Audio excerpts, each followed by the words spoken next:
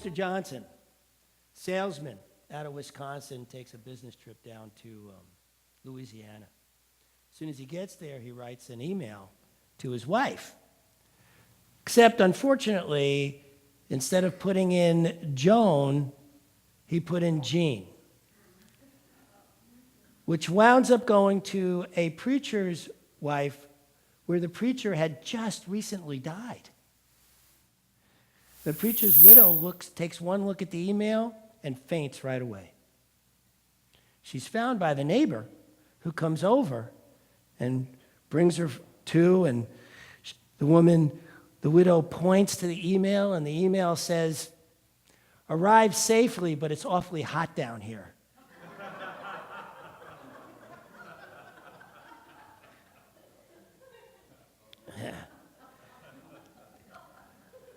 So how superstitious are you? Notice that the name of my talk is not, "Are you superstitious?" It's, "How superstitious are you?" So we're going to delve into that a little bit today. So anybody superstitious about a black cat, running in front of you? No, not so much. How about going under a ladder? You see, that superstitions around that? No, not so much. Oh, good. Thank you. How about Friday the 13th? Okay, so I had to look that one up because I was like, why 13? Why not 11, 12, 14? Why 13? So what I learned about it is back in the 13th century, the Knights of Templar, who protected the Holy Grail, turned out to also be the bankers for the royalty. And they loaned an awful lot of money to King Philip of France, who had just lost his war with England. So he decided instead of paying them, he would kill them.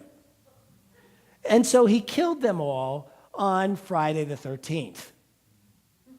And that became a very unlucky day for the Knights of Templar in particular, but somehow because they were a big group, that carried forward, and people started building other evidence as to why 13 was a really bad number, and before you know it, we weren't putting it in buildings, and you rarely see a street named after it, and all these things because the Knights of Templar got killed off because the king didn't want to pay off his debt. So that's what happened there. Okay, what do we got next? Hell. How many here have a superstition about hell? Probably not much if you're here. You'd be going to a different church if you did. But I, once again, wanted to look it up and get a little background on it. Turns out it's from the Greek word for Hades, which really had to do with where everybody went after they died. And Jesus never mentioned the word hell. He mentioned the Greek word for Hades. And what he was really talking about is if you do badly in this lifetime, you're going to wind up in the place that everybody goes to, but you're going to suffer there because, you treated people so badly here. So he never really spoke about the hell the way that most biblical scholars interpret it, because they're all taking it from the English translation, not from the original Greek. So the idea behind hell had to do with how to control people, right? Because if you want people to do what you want them to do, you tell them, if you don't do what I'm going to do, you're going to wind up in a place for the rest of your infinite amount of time, and it's going to be hot. It's going to be really hot. You're going to be on fire, and it's going to hurt, and all this stuff. So that's quite a superstition that's been built up that still to this day, there are many, many people who believe in, but not so much you guys, right? Okay, good. We're doing good so far. Good.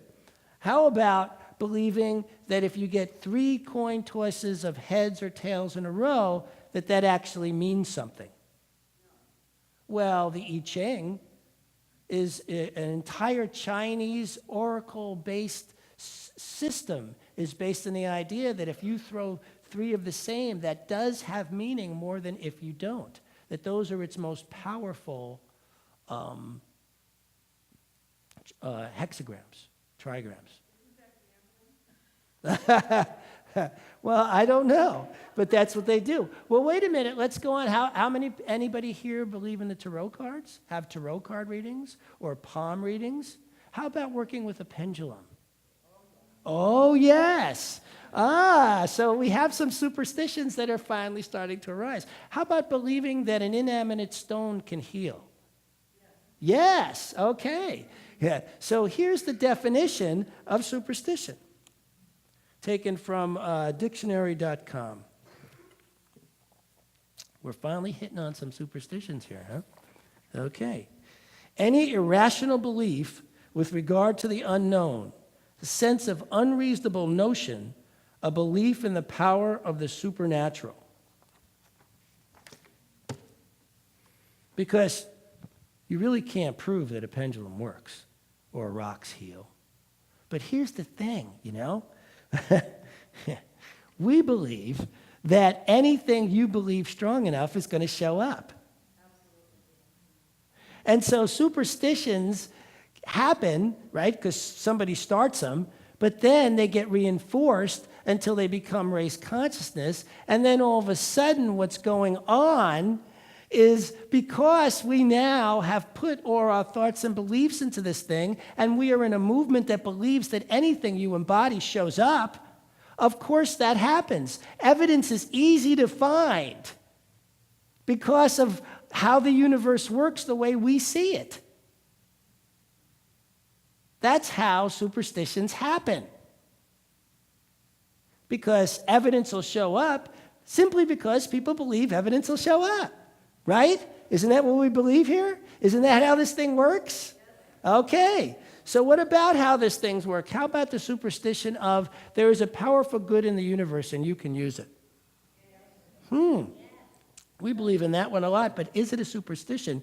Is it an irrational belief? Well, let's find out. There was a guy named Fred Hoyle, Sir Fred Hoyle, physicist, who came up with the notion that life could not mathematically exist because life is based on the atom carbon, and the only way carbon comes about is when 3 helium atoms stick together, not just collide, but they actually have to stick together.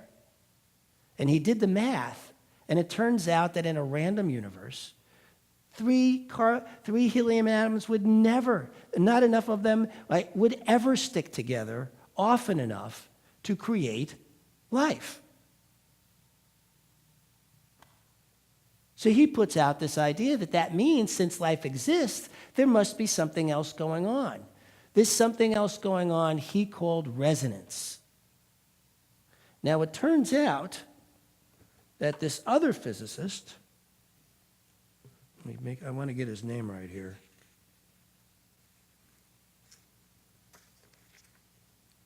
Where's his name? William Alfred Fuller won the Nobel Prize for proving the Hoyle state, what is now known as the Hoyle state. He actually proved Fred Hoyle's idea that there is not that this could not happen naturally. That there's something else going on. And it is known as the Hoyle state. It's known as resonance. Now, we create resonance all the time.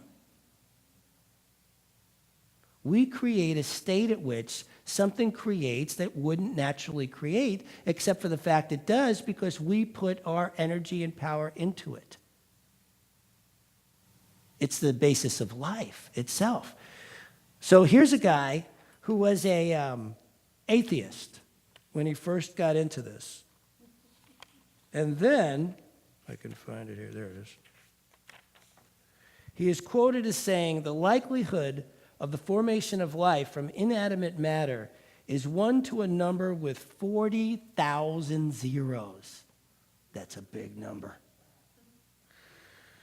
It is big enough to bury Darwin and the whole theory of evolution. There was no primeval soup, neither on this planet nor any other, and if the beginnings of life were not random, they must therefore have been the product of a purposeful intelligence. a purposeful intelligence, which then gets proven by this other guy, Fowler. So we now have this proof that there is some intelligence in the universe that is purposeful, that wants life to exist, that wants us to be here, that not only wants life to exist, but wants life to evolve. That this is now proven stuff. And because of it, there's all these physicists who went into it as atheists who come out of it believing in this intelligence that we call God or spirit or divine or whatever it is we want a word actually exists. So no longer are we in a belief that is irrational because it's been proven. Is that cool or what? I mean, I think that's pretty cool. So, here we are creating all this resonance. And we have a Dr. Holmes quote here: "Our beliefs and our deep-seated convictions inevitably outpicture and reflect themselves in our experience and environment, both in the physical condition of the body and in the larger world of affairs." And so we got all these superstitions, we got all these things going on, we got all this evidence around it, and who's taking charge of all this? Those who are conscious enough to say that I get to have say. Right? Anybody who's sitting around going, well, who am I? I'm just one person, I can't change anything, doesn't really get the sense of how powerful this power is. It only takes one of us to know for something to show up that actually is what it is we want. Because there are other people out there knowing, and they're getting what they want, and it may be creating stuff that you don't want, and that's because you may be sitting on the sidelines with an automatic thought of this is the way it is. For instance, how about the superstition that the only way you can have what you want is if it's created by this way? How many times have you heard yourself say, I want this thing, but the only way it can come about is if this happens, then this happens, and this happens? No. Well, I mean, yes, because that's how the power works. If you say that's the only way it can happen, then that will be the only way it can happen.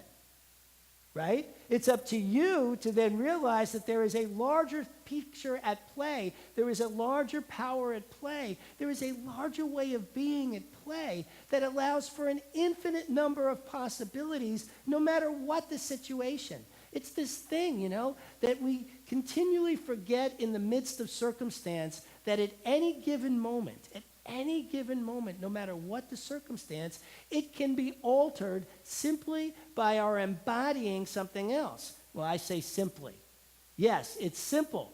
But for most of us, not so easy because we have these thoughts and then we have these beliefs and then we take these actions. We talked about this the other week, that if you say you want health and then you go out and you eat something toxic for your body, what message are you really impressing upon this intelligence, this purposeful intelligence that actually wants to say yes to whatever it is you're putting out to it?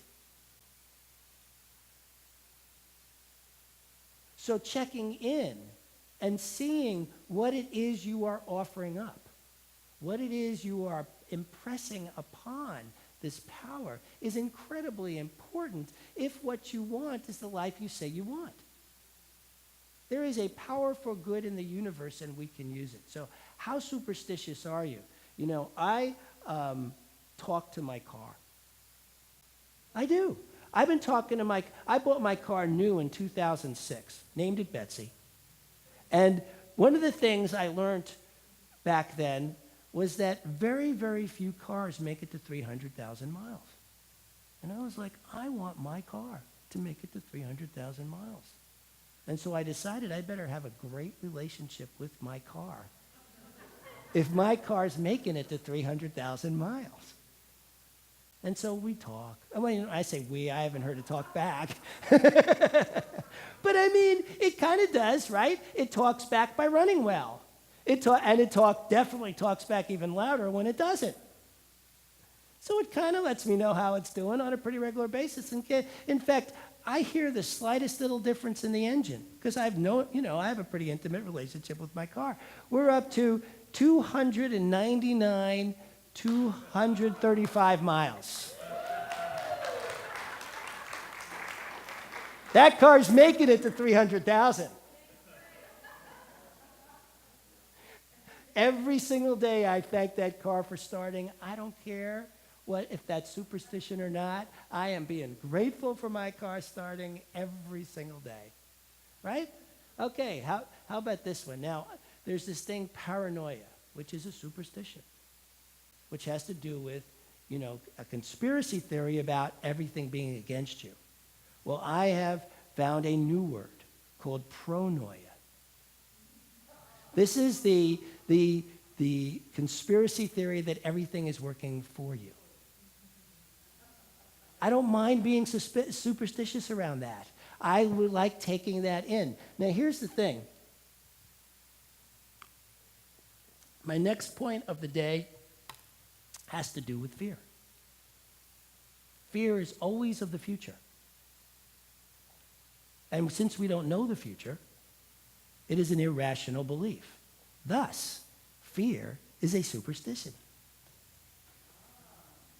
So how many of you have fear happen at all? That's how superstitious you are. This is the heart of superstition, by the way. Fear. And fear has an incredibly powerful resonance. It will attract to you and create for you exactly what you fear most. Has anybody ever noticed that? Yeah. So it's really, really important that when we feel fear, we get a hold of ourselves and remind ourselves of the truth. What is the truth? That we are powerful, creative, spiritual beings, that there is a powerful good in the universe that is working through us, and that our lives work magnificently whether we can see it now or not. That there is a blessing here for us whether we can see it now or not. And the quicker we can get to that space, the quicker we are back on target for creating what it is we want. The more we sit in fear. Now, I have heard people defend their fears. I have heard people defend their upset. It's one thing to have upset. It's a whole other thing to defend it. Right? Because what are you doing when you're defending your upset?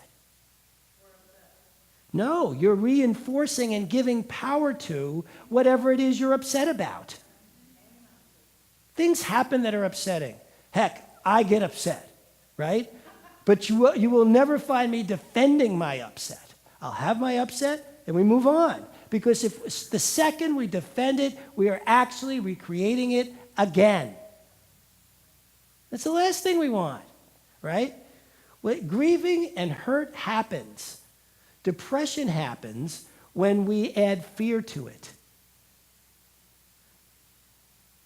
Depression is when you add fear to grief.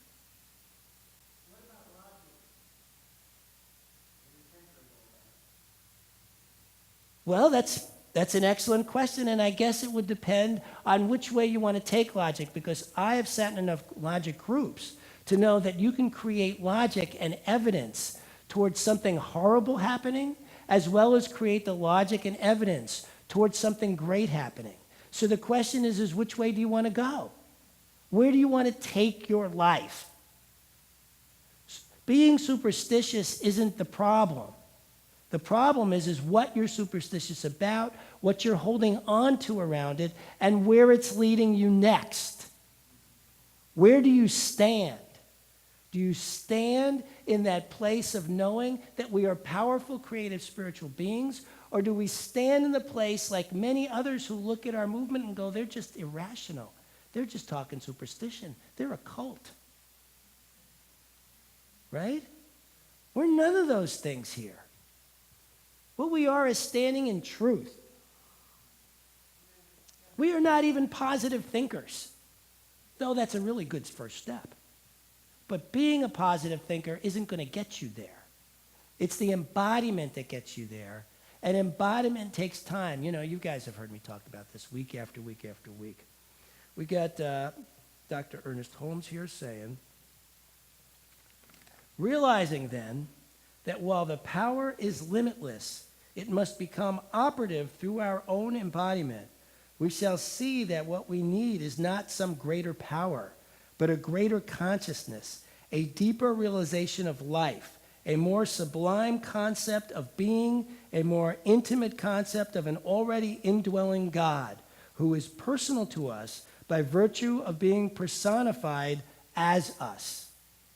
So we personify what God is. We decide what resonance we attract into our lives. We're making these choices all the time. The key is to make them consciously. To not allow ourselves to fall into the defaults unless those defaults are actually leading us down the road we want to go down. I'm reading this incredible book about all the defaults in place that are being put in place by what's called choice architects.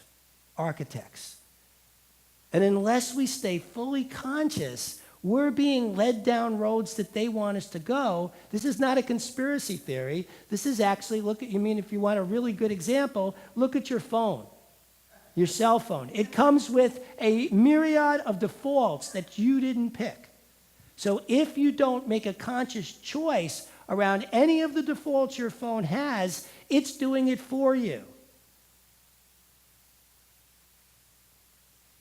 And they are not thinking of your greater good, they're thinking of theirs.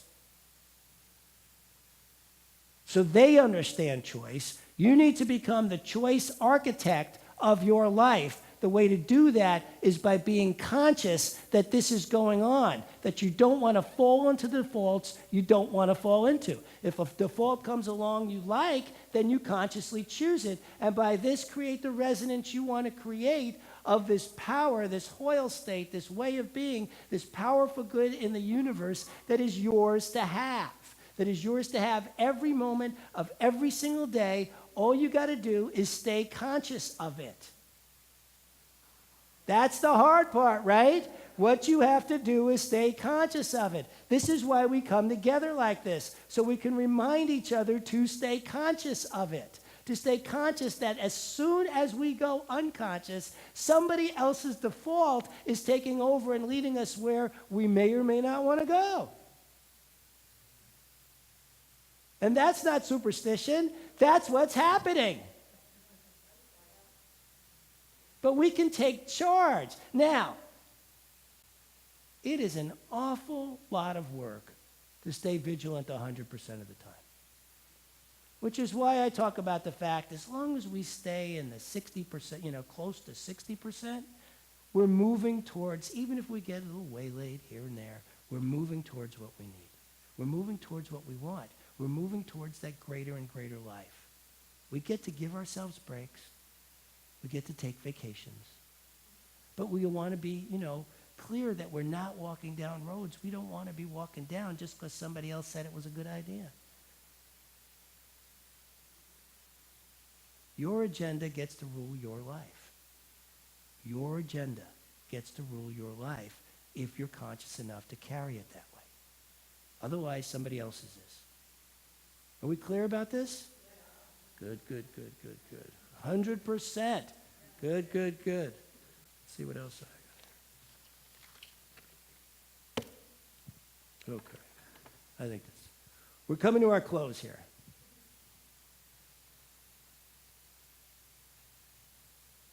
Watch your fear. Do not defend it.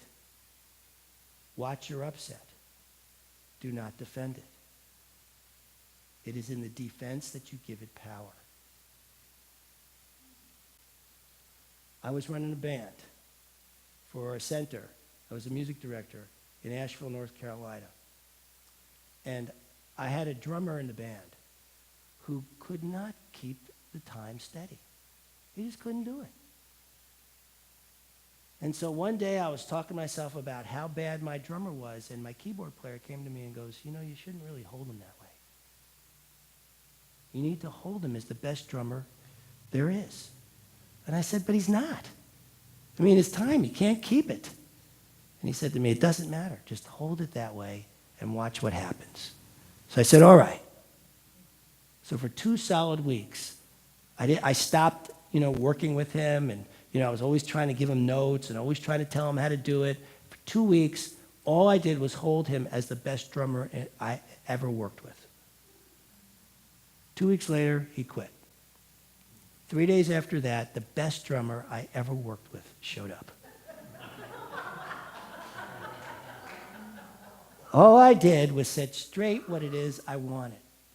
This drummer shows up, and then he kicks us into such high gear. I mean, when I tell you the best drummer I've ever worked with, I've worked with some amazing drummers. Billy Joel's drummer was in my band after he was with Billy Joel. I mean, I've worked with some amazing people, and this guy who showed up at the Center for Spiritual Living in Asheville, North Carolina, was the best drummer I've ever worked with in my life. It kicked every musician up a gear. And before we knew it, nothing else had changed in the service. We went from 150 on a Sunday to almost 300 on a Sunday, where people were leaping out of their seats every time we played. All I did was shift what I was holding in my consciousness and stop trying so hard to make things work. Our consciousness is such a powerful, I mean, it built universes, and we're in this one mind. We don't even know, the extent of our power is unknown to all of us until we're willing to continue to reach into that. Take that next step take that next risk into that consciousness. Pronoia. Buy into that there is an entire universal power that is working in conspiracy for your good. Let us know this together. Let us cultivate this. Let us cultivate the idea that life is really for our good. Let us know this together. I love you.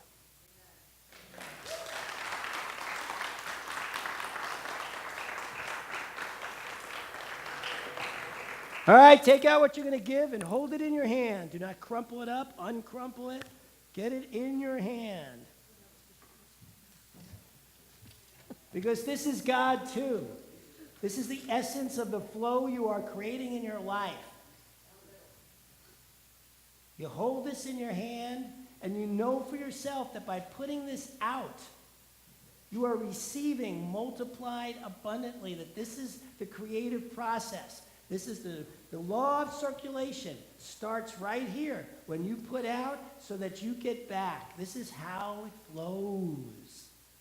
And so let's repeat this together.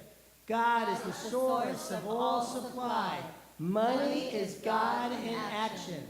What we give, we receive multiplied abundantly. All that God is, I am. So it is. So it is. You are the face of God.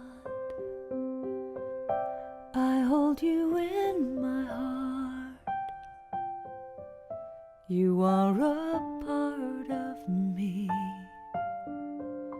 You are the face of God. You are the face of God.